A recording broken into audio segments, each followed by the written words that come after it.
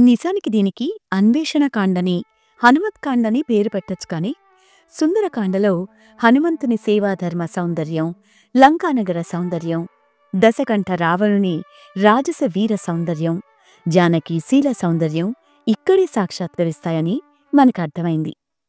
ఆత్మహత్యకు సన్నద్ధుడైన హనుమంతుడికి అశోకవనం కనిపించింది. అలాగే ఆత్మహత్యకు సన్నద్ధురాలైనప్పుడు జానకీదేవికి త్రిజట స్వప్నం కొంత ఊరట కలిగించింది. ప్రతి మానవుడికి జీవితం మీద ఆశ కల్పించే సన్నివేశాలున్నందువల్లనే సుందరకాండ చదవాలి. ఇంకా ఇందులో మెచ్చుకోదగ్గ విషయాలు ఏమున్నాయో తెలుసుకుందాం. త్రిజట స్వప్నం విన్న జానకీదేవికి రాక్షసరాజు అన్న అసహ్యకరమైన మాటలు తలుచుకుని అశాంతి, దుఃఖం పోలేదు. ఆ ప్రాణి ఎవరో మృగరూపం ధరించి మహాబలశాలులైన ఆ రామలక్ష్మణులను నా మూలంగా చంపిందనుకోనా? ఆనాడు కాలపురుషుడే మృగరూపమున వచ్చి దురదృష్టురాలైన నన్ను లోబపెట్టెను కదా! నేను తెలివి తక్కువతనంతో ఆర్యపుత్రుణ్ణి, లక్ష్మణుణ్ణి దూరంగా పంపి తప్పు చేశాను కదా! నా ఈ విధికి ఖచ్చితంగా కారణం అదే అనుకుని తన మృదువైన అవయవాలను అశోకవృక్ష శాఖను అనుగ్రహించి నిలబడి రామచంద్రుణ్ణి తలుచుకుంది సీతమ్మ. సీతమ్మకు ఆ సమయంలో అనేకమైన శుభశకునాలు కనిపించాయి. శుభవార్తల్ని సూచిస్తూ అద్భుతమైన తీపిస్వరాలను పలికే ఓ పక్షి సీతమ్మను మళ్లీ మళ్లీ ఆనందింపచేయడానికి ప్రేరేపిస్తున్నట్లుగా వినిపించింది. మరోవైపు రాముడు తన సమక్షంలో నిలబడి ఉన్నాడని సూచిస్తున్నట్లుగా ఆడ ఏనుగు తొండంతో సమానమైన ఆవిడ ఎడమతోడ వణికింది. ఈ శకునాలు దుఃఖాన్ని తొలగించేవని, ధైర్యానికి ఆవిడకు ఇచ్చేవని అనిపించాయి. సీతమ్మ దుఃఖం నుండి మెల్లగా విముక్తి పొందుతుండగా ఆవిడ మనసు ఆనందంతో ప్రకాశవంతంగా, ఆవిడ ముఖం మనోహరంగా మారుతున్నాయి. సరోవరంలో చేపతోగ తగిలిన కమలంలా ఆవిడ విశాలమైన ఎడమ కన్ను, అత్యంత సుందరమైన ఎడమ భుజం అదిరాయి. శోకం తొలగింది. అంతనూ చూస్తూ వింటూ ఉన్న హనుమంతుడు, ఈవిడే సీత. ఓదార్పు లేకపోతే ఈవిడే ఏమవుతుందో తెలీదు. ప్రాణత్యాగం చేసినా ఆశ్చర్యం లేదు. నన్ను రాముడే పంపాడని చెప్పాలి. ఈవిడితో మాట్లాడి ఆ మాటలు రామచంద్రునికి నివేదిస్తే ఆయన ఆశ్వాసన పొందుతాడు.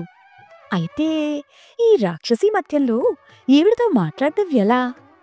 మాట్లాడకుండా వెళ్ళి రామునికి ఏం చెప్పాలి? కాబట్టి మాట్లాడాలి. నేను వానరుణ్ణి. ఏ భాషలో మాట్లాడాలి? మానవ వ్యవహారంలో ఉన్న సంస్కృతంలో మాట్లాడ్నా? మరి రావణుడు విప్రశ్రేష్ఠుడు కదా, వారి భాషా సంస్కృతమే కదా. ఆ భాష పలికితే ఈవిడ నన్ను రావణుడే అనుకుంటే? అనుకున్నా సరే, ఆవిడికర్థం కావాలంటే ఈ భాష తప్ప దారి ఉందా?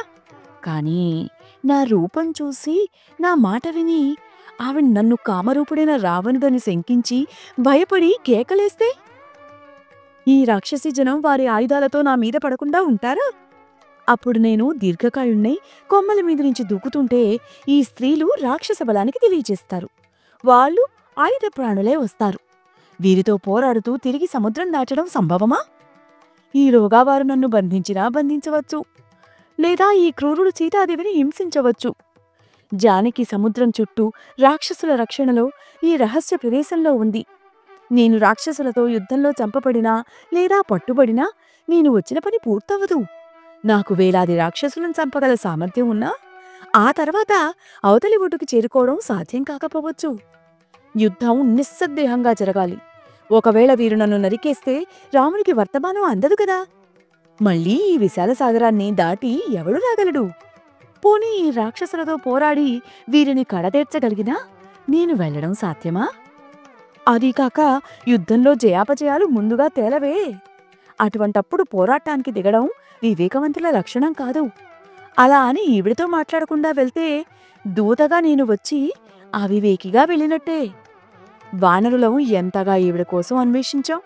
నేను ఈ లంకంతా ఎంతగా గాలించాను. ఇప్పుడు తీరా కనిపించాక మాట్లాడకపోవడం సరికాదు. రాముడు ఈవిడ కోసం ఎంతగా తపిస్తున్నాడో చెప్పాలి. మా ప్రయత్నం గురించి తెలియాలి కదా. అయితే ఇప్పుడు నేనేం చేయాలి? ఎలా ప్రవర్తిస్తే రామకార్యం సక్రమంగా కొనసాగుతుంది? ఒకే దారి ఉన్నది. సీతాదేవికి పరమప్రీతికరుడైన రామచంద్రుని గుణగణ కీర్తనంతో నేను సంభాషణ మొదలు పెడితే ఆవిడ నిస్సంకోచంగా, నిర్భయంగా నా మాటలు వింటుంది అనుకుంటాను. అలాగే చెయ్యాలి. ధర్మార్థరహితంగా ప్రారంభిస్తాను. అనుకుని ఆ కొమ్మల్లోనే దాగి మధుర గళంతో హనుమంతుడు రాజా దశరథో నామరథ కుంజిరవాజిమాన్ పుణ్యశీలో మహాకీర్తి ఇక్ష్వాకూణాం మాయసా రాజర్షీణాం గుణశ్రేష్ఠ తపసా చర్చిభిः సమః చక్రవర్తికులే జాతః పురందర సమోబలే. దశరథుడు అను రాజు అనేకమైన రథములు ఏనుగులు కలవాడు, పుణ్యశీలుడు, మహాకీర్తి కలవాడు, ఇక్ష్వాకులంలో మహత్తరమైన యశస్సు కలవాడు, రాజర్షి శ్రేష్టమైన గుణాలు కలవాడు, తపస్సులో ఋషులతో సమానమైనవాడు, బలములో ఇంద్రునితో సమానుడు, చక్రవర్తుల కులములో జన్మించినవాడు. తస్య పుత్రః ప్రియోజ్యేష్ఠః తారాధిపనిభాననః రామో నామ విశేషజ్ఞః శ్రేష్ఠః సర్వధనుష్మతాం రక్షితా స్వస్య ధర్మస్య స్వజనస్య చ రక్షితా రక్షితా జీవలోకస్య ధర్మస్య చ పరంతపః తస్య సత్యాభిసంధస్య వృద్ధస్య వచనాత్ పితుః సభార్యః సహ చ భ్రాత్రా వీరః ప్రవాజితో వనం. ఆయనకు ప్రియమైన జ్యేష్ఠపుత్రుడు రాముడనువాడు. చంద్రుని ముఖము వంటి ముఖము కలవాడు, విశేష జ్ఞానము కలివాడు, ధనస్సు ధరించువారిలో శ్రేష్ఠుడు, శత్రువులను తపించువాడు, స్వధర్మమును పాటించువాడు, స్వజనములు రక్షించువాడు, జీవలోకమును ధర్మమును రక్షించువాడు. ఆ వీరుడు సత్యసంధుడు. తన తండ్రి మాటల్ని అనుసరించి భార్యతో తమ్మునితో కలిసి వనమునకు వచ్చాడు. పంచయిత్వా వనే రామం మృగరూపేణ మాయయా సమార్గమాణస్తాం దేవీం రామః సీతామనిందితాం.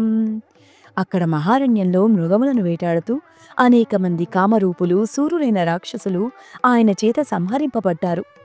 అక్కడ జనస్థానములో రాక్షసుల వధ, ఖరదూషణుల మరణము విని మాయామృగ రూపంలో రాముని వంచిన రావణుని చేత సీతమ్మ అపహరింపబడెను. అసనాదవనే మిత్రం సుగ్రీవం నామ వానరం తతః సవాలినం హత్వా రామః వరపురంజయః దిక్షు సర్వాసు తాం దేవీం విచిన్వంతి సహస్రశః అహం సంపాతి వచనాత్ శతయోజనమాయతం. రాముడు దోషరహితమైన సీతను అన్వేషిస్తూ మార్గంలో సుగ్రీవుడను వానరుణ్ణి మిత్రుగా పొంది మహాబలవంతుడగు వాలిని హతమార్చి ఆ వానర రాజ్యమును సుగ్రీవునకు ఇచ్చాడు. సుగ్రీవుడు పంపిన వేల కొద్దీ వానరులు సీతమ్మను అన్వేషించుటకై అన్ని దిశలలోనూ చూసి ఆ విశాలాక్షి గురించి చెప్పిన సంపాతి వచనములపై నమ్మకం ఉంచి నన్ను 100 యోజనముల విస్తీర్ణమైన సాగరమును దాటమనెను. అశ్రౌషం రాఘవశ్చాహం సేయమాసాదితా మయా విరరామైవ ముక్త్వాసౌ వాచం వానర పుంగవః. నేను రాఘవుడు చెప్పిన రూపము, వర్ణము, లక్షణములు, వర్చస్సులతో ఇక్కడ దీవిలో సీతమ్మను చూశాను అని చెప్పి హనుమంతుడు మౌనం వహించాడు.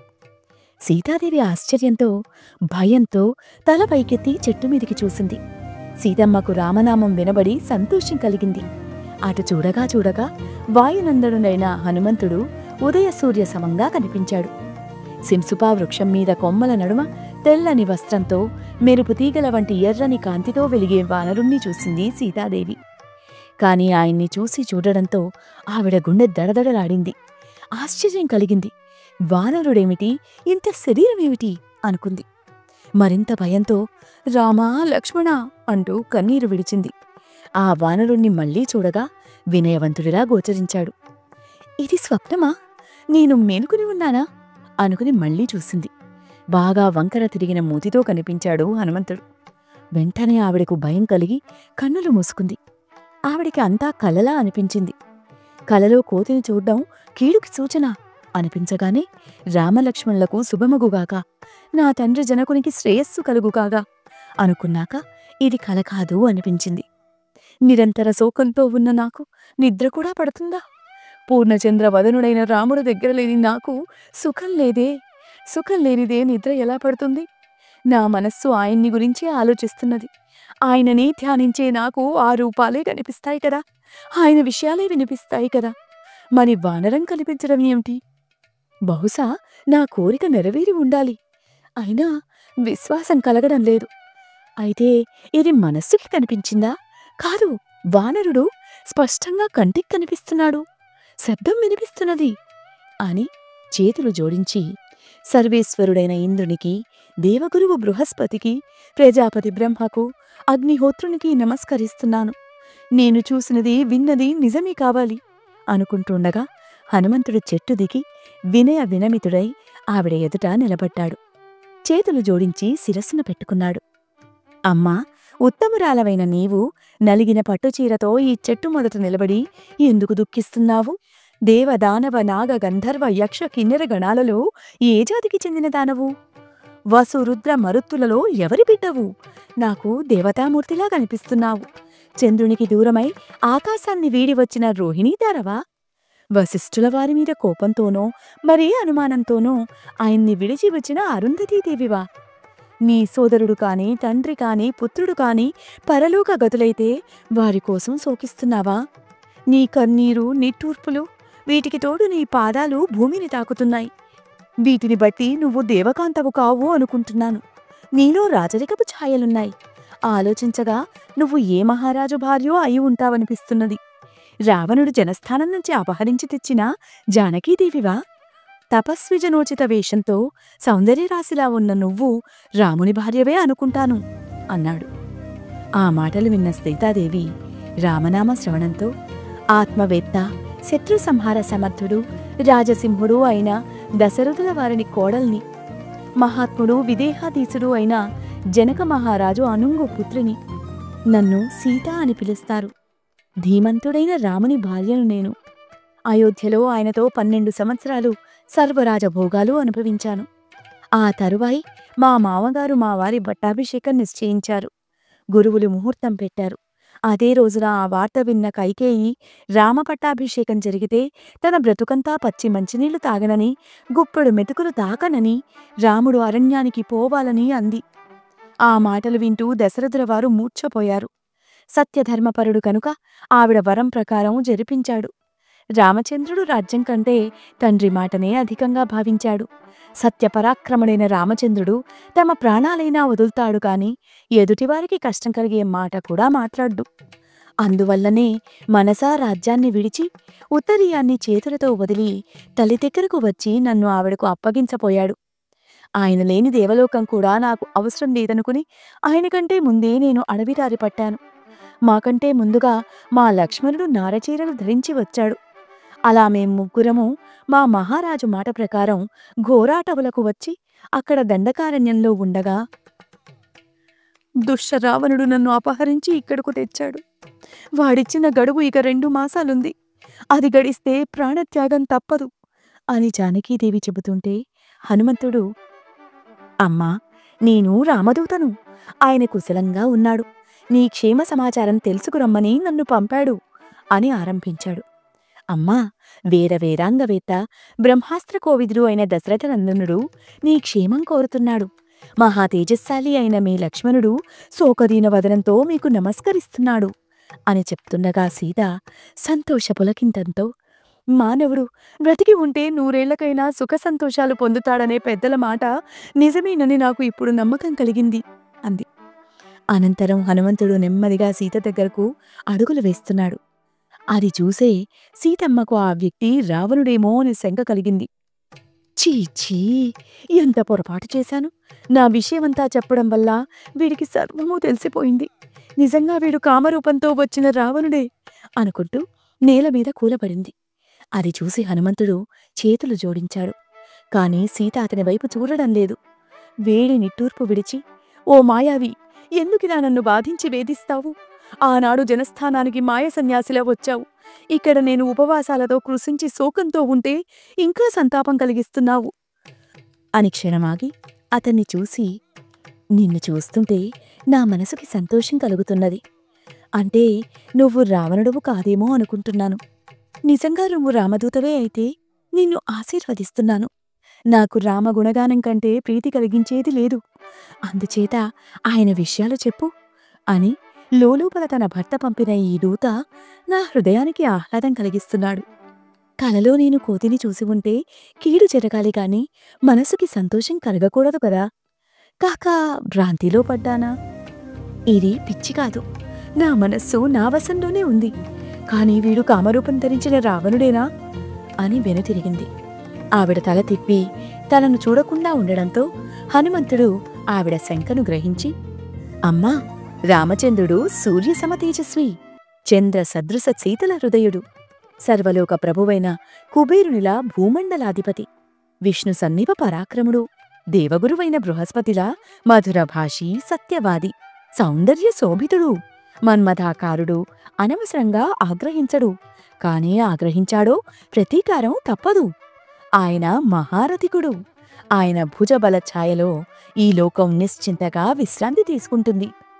ఆనాడు మాయలేడిని పంపి రామచంద్రుణ్ణి సుదూరానికి పంపి ఏకాంతంలో ఉన్న నిన్ను అపహరించిన రాక్షసుడికి జరిగే ప్రాయశ్చిత్తం నువ్వు చూస్తావు. యుద్ధభూమిలో రాముడు పరాక్రమాగ్నితో వదిలే బాణాలు రావణుణ్ణి సర్వనాశనం చేసి తీరతాయి. అటువంటి రాముడు విరహాతురుడై పంపగా వచ్చిన దూతనమ్మా. సుమిత్రానందవర్ధనుడు లక్ష్మణస్వామిని క్షేమాన్నే కాంక్షిస్తున్నాడమ్మా. రామచంద్రుని ప్రియమిత్రుడైన మా వానర ప్రభు సుగ్రీవుడు నీ కుశలవార్త వినాలనుకుంటున్నాడు. అమ్మా, వారు నిత్యం నిన్నే స్మరిస్తున్నారు. ఈ క్రూర రాక్షసీజన మధ్యంలో పడికూడా నువ్వు జీవించి ఉండడం మా అదృష్టం. అత్యల్పకాలంలోనే రామలక్ష్మణులు శతసహస్ర సంఖ్యాకమైన వానరసేనా పరివృత్తుడైన సుగ్రీవునితో కలిసి ఇక్కడికి వస్తారు. నేను ఆ వానరేశ్వరుని మంత్రిని. హనుమంతుడంటారు నన్ను. దుష్టుడైన రావణుని తలదన్ని నిన్ను దర్శించడానికి సముద్రం దాటి వచ్చానమ్మా. నన్ను విశ్వసించు. నువ్వు శంకించే రాక్షసుణ్ణి నేను కాను తల్లీ అన్నాడు. ఆ మాటలు విన్న సీత మనస్సు తృప్తిపడింది. హనుమంతుని వైపు చూసి, అయితే నరవానరులకు సఖ్యమెలా కలిగింది? నువ్వు రాముణ్ణి ఎక్కడ చూశావు? లక్ష్మణుని గురించి నీకేం తెలుసు? వారి ఆకార స్వభావాలేమిటి? ఆయన అవయవ నిర్మాణమంతా కళ్ళకట్టేలా చెప్పు అని ప్రశ్నించింది. అప్పుడు హనుమ, అమ్మా, రామభద్రుడు పద్మదళ విశాల నయనాలతో సర్వలోక మనోహరంగా ఉంటాడు. దయాహృదయుడు, సూర్య సమతేజస్వి, పృథ్వీకున్నంత ఓరిమి ఉంది. ముందు తన జీవన ధర్మాన్ని నిర్వహిస్తూ లోకధర్మ రక్షణ చేస్తాడు. లోకమర్యాద వీడకుండా సర్వవర్ణాలను ధర్మప్రదాన నిలబెడతాడు. బ్రహ్మచర్య నియమంతో సజ్జనులకు సాయపడుతూ వినయ విద్యా సంపన్నుడు, శత్రు సంతాపకుడు, యజుర్వేదం అధ్యయనం చేసినవాడు, ధనుర్వేదం తెలిసినవాడు, వేదవేత్తల పూజలు పొందేవాడు. ఇక ఆయన అవయవాల విశేషాలకొస్తే విపులాంశుడు, దీర్ఘబాహుడు, శంఖకంఠుడు, అరుణారుణ నయనుడు. ఆయన కంఠం దుందుభిస్వనంలా ఉంటుంది. శరీరమంతా తీర్చిదిద్ది హెచ్చుతగ్గులు లేకుండా ఉంటుంది. ఉరస్థలం, మణికట్టు, పిడికిడి చాలా దృఢంగా ఉంటాయి. ఆయన నడక, నాభి, మాట బహుగంభీరాలు. సింహశార్దూల గజ వృషభ గమనుడు. దేశకాల పాత్రాలు గ్రహించి సంగ్రహానుగ్రహాలు చేయగలవాడు. సర్వజన ప్రియంగా మాట్లాడగలవాడు. ఇక ఆయన తమ్ముడు సర్వవిధాలా ఆయన్నే పోలి ఉంటాడు. వారుభయులు నిన్ను వెతుకుతూ మా కిష్కింధలో సుగ్రీవుణ్ణి చేరారు.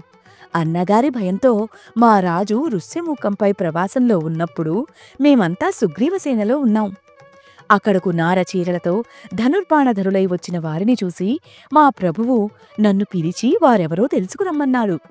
వారితో విషయాలన్నీ వివరించి వెంట పెట్టుకుని సుగ్రీవుని దగ్గరకు తీసుకెళ్లాను. ఉభయులు మాట్లాడుకున్నారు. లక్ష్మణస్వామి మీ కథ చెప్పాడు. అది వింటున్న వేళ మా సుగ్రీవుడు విషాదపర హృదయుడయ్యాడు. అనంతరం నిన్ను రావణుడు అపహరించుకు వెడుతుండగా నువ్వు విడిచిన నగలమూటను రాముని ముందుంచగా ఆయన వాటిని ఒడిలో ఉంచుకుని విలపించాడమ్మా. విరహాగ్నితో ఆయన దేహం తప్పిస్తున్నది. భూకంపవేళ పర్వతంలా ఆయన హృదయం విచలితమవుతున్నది. అత్యంత సుందరమైన ఉద్యానవనాలు, మహానది ప్రవాహాలు, సెలయేరులు ఏవి కనిపించినా ఆయన మనస్సు మాత్రం నీకోసమే పరితపిస్తున్నది. అమ్మా, ఆ రాజశార్దూలుడు నిస్సంశయంగా ఈ రాక్షస రావణుని సర్వనాశనం చేసి నిన్ను స్వీకరిస్తాడు. అందుకు సుగ్రీవుడు కూడా ప్రతినపూని ఉన్నాడు. అనంతరం వానరులందరూ కలిసి అన్ని దిశలకు నిన్ను అన్వేషించడానికి బయలుదేరారు. అందులో నేను లంకకు వచ్చి ఇక్కడ నిన్ను చూడగలిగాను. మా దళాధిపతి బాలిసుతుడు అంగదుడు. ఆయన నాయకత్వంలో మేము వింధ్య పర్వతం మీద ఎన్ని రోజులు గడిపామో. అప్పటికే సుగ్రీవుడు పెట్టిన గడువు దాటిపోయింది. తిరిగి వెడితే ఆయన మా ప్రాణాలు తీసివేయడం తథ్యం అని మేము ప్రాణత్యాగం చేయడానికి కొండశిఖరం చేరాం. అంగదుడు తీవ్రంగా రోదిస్తున్నప్పుడు భయంకరమైన పెద్ద పక్షి వచ్చింది. ఆ పక్షి జటాయువుకు సోదరుడైన సంపాతి. మా మాటల్లో జటాయువు మరణవార్త విని తన సోదరుణ్ణి చంపినవాడు ఎవడని అడిగాడు. మేము రావణుడు అని చెప్పగా ఆ పక్షి విచారించి నీ వర్తమానం చెప్పాడు. అప్పుడు మాకు ధైర్యం కలిగింది. ఉత్సాహంతో సముద్ర తీరానికి బయలుదేరి విశాల సాగరాన్ని నేను దాటి వెతుకుతానని మా వారందరికీ ధైర్యం చెప్పి నేను బయలుదేరాను. రాత్రంతా లంకానగరం మూలమూలలా వెతికాను. రావణుణ్ణి చూశాను. ఇలా నిన్ను చూడగలిగాను. ఇప్పుడు నన్ను విశ్వసించగలవా తల్లీ? ఇప్పుడు నేను వెళ్ళి మా వానర వీరులకు నీ దర్శన భాగ్య విషయం చెబుతాను. అంతకంటే నాకు కీర్తికరం మరొకటి లేదు. నా కథ కూడా చెబుతాను విను. పర్వతాలలో శ్రేష్టమైన మాల్యవంతం మీద మా తండ్రి కేసరి ఉండేవాడు. ఆయన దేవర్షుల ఆజ్ఞానుసారం సముద్ర తీరాన గోకర్ణం వద్ద శంబసాధనుడనే రాక్షసుణ్ణి కడితేర్చిన మహావీరుడు. ఆ కేసరి భార్యకు నేను వాయువు వలన కలిగాను. నన్ను హనుమంతుడంటారు. ఇప్పటికీ నీకు విశ్వాసం కలిగిందా తల్లీ అని అడుగుతుంటే సీతాదేవికి ఆనంద బాష్పాలతో హృదయం సంతోషతరంగితమైంది. అమ్మా, నీకు నమ్మకం కలిగేలా ఇప్పుడు ఏం చెయ్యమంటే అది చేస్తాను. వాయువు ఎంత శక్తిమంతుడో నేను కూడా అంత శక్తిశాలిని అని వినయంగా, ఇదిగో రామముద్రిక, ఈ అంగుళీయకం చూసి నన్ను పూర్తిగా విశ్వసించు, విచారాన్ని విడిచి సంతోషంగా ఉండు అని ఉంగరం అందించాడు. ఆ ఉంగరాన్ని చూస్తూనే సీతాదేవి వదనం రాహువు నోటి నుండి వెలువడిన చంద్రబింబంలా మారింది. ఎదురుగా రామచంద్రుడే వచ్చి నిలబడినట్లనిపించింది. తనకంత సంతోషం కలిగించిన వాయునందుణ్ణి కొనియాడుతూ, ఈ రాక్షస రాజధానిలో అడుగుపెట్టడం ఎవరితరం? 100 యోజనాల విస్తీర్ణమైన మహాసాగరాన్ని గోపాదంలా దాటి రాగలిగిన నీ సాహస పరాక్రమాలు మరెవరికుంటాయి? నువ్వు తప్ప ఈ పని చెయ్యగలవారు లేరయ్యా. ఆత్మవేత్త అయిన రామభద్రుడు పంపిన నీతో మాట్లాడడం నాకెంతో సంతోషంగా ఉంది. ఆయన నా దగ్గరకు సామాన్యులను పంపడు. ఎంతో పరిశీలించి పరీక్షించి పంపుతాడు. ధర్మసత్యపరుడైన రాముడు, ఆయన సోదరుడు లక్ష్మణుడు క్షేమంగా ఉన్నారని విన్న నా గుండె తేలికపడింది. కాని నాకొక సందేహం కలుగుతున్నది. ఆయన కుశలంగా ఉంటే ఈ పాటికి ఈ లంకానగరాన్ని భస్మం చేసి తీరాలి. దేవగణాలను సైతం నిగ్రహించగలిగిన వారుభయులు మౌనంగా ఉన్నారంటే నా దురదృష్టమే కావాలి. ఇంతకు బాధతో ఆయన నిశ్చలంగా కూర్చుని ఉండడం లేదు కదా? ఉత్తమ క్షత్రియ ధర్మాన్ని నిర్వహిస్తున్నాడా? ఆయన సామధాన భేదదండాలను సకాలంలో అనుసరిస్తున్నాడా? ఆయనకు యోగ్యమిత్రులు చేకూరుతున్నారా? వారు ఆయన శ్రేయస్సు కోరి పనిచేస్తున్నారా? గౌరవభావంతో చూస్తున్నారు కదా? అదృష్టాన్ని గ్రహించి పురుషాంకారంతో దేవతానుగ్రహం కోసం యత్నం జరుపుతున్నాడా అని అడిగింది. హనుమంతుడి సమాధానం వచ్చే ఎపిసోడ్లో విందాం.